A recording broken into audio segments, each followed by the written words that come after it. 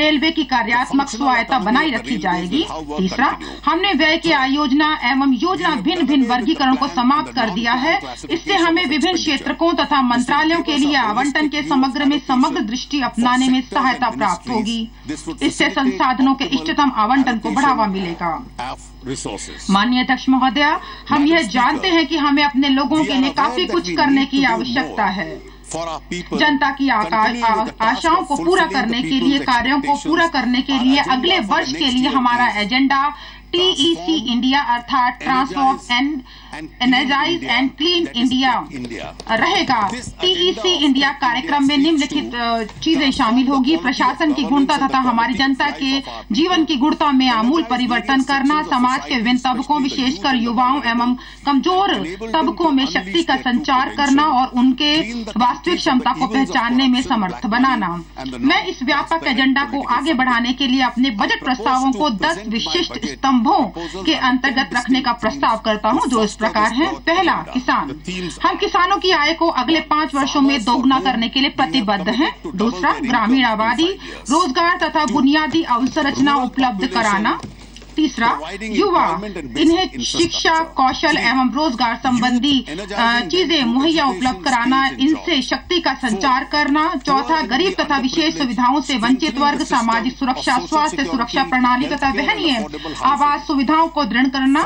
अवसंरचना, दक्षता, उत्पादक तथा जीवन स्तर में सुधार लाने के लिए। छठा, वित्तीय क्षेत्र, सुदृढ़ संस्थाओं के माध्यम से विकास एवं स्थायित्व को बढ़ावा देना। सातवां, डिजिटल अर्थव्यवस्था, गति, उत्तरदायित्व एवं पारदर्शिता के लिए। आठवां, सार्वजनिक सेवा, जनता की भागीदारी के लिए प्रभावी शासन एवं दक्ष सेवा सुपुर्दगी की व्यवस्था करना। नौवां, विवेकपूर्ण राजकोषीय प्रबंधन, संसाधनों का इष्टतम प्रयोग सुनिश्चित करना तथा राजकोषीय स्थायित्व को बनाए रखना। 10वां, कर प्रशासन, ईमानदार व्यक्तियों को सम्मान देना।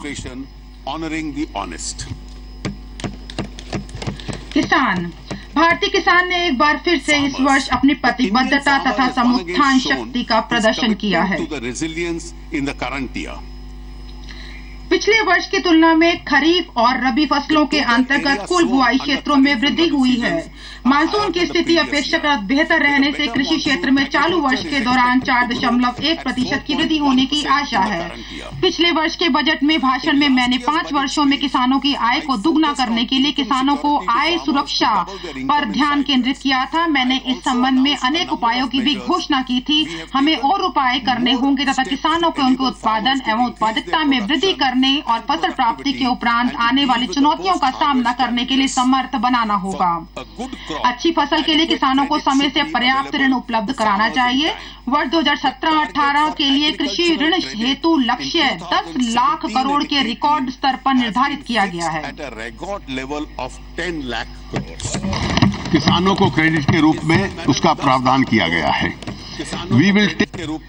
हम अल्प सेवित क्षेत्रों, पूर्वी राज्यों तथा जम्मू व कश्मीर राज्यों में रहने वाले किसानों के लिए पर्याप्त ऋण की व्यवस्था सुनिश्चित करने के लिए विशेष प्रयास करेंगे। किसानों को सहकारी ऋण ढांचे से लिए गए ऋण के संबंध में माननीय प्रधानमंत्री द्वारा घोषित 60 दिनों के ब्याज के भुगतान से छूट का लाभ भी प्राप्त होगा। लगभग 40% छोटे एवं सीमांत किसान सहकारी ढांचे से ऋण प्राप्त करते हैं। प्राथमिक कृषि ऋण सोसाइटियां ऋण वितरण के लिए अग्रसिरे के रूप में कार्य करती हैं। हम जिला मध्यवर्ती सहकारी बैंकों की कोर बैंकिंग प्रणाली के साथ सभी 63,000 क्रियाशील प्राथमिक कृषि ऋण सोसाइटियों के कंप्यूटरीकरण तथा समेकन के लिए नाबार्ड को सहायता उपलब्ध कराएंगे। यह कार्य 1900 करोड़ रुपए की अनुमानित लागत पर 3 वर्ष के भीतर पूरा कर लिया जाएगा।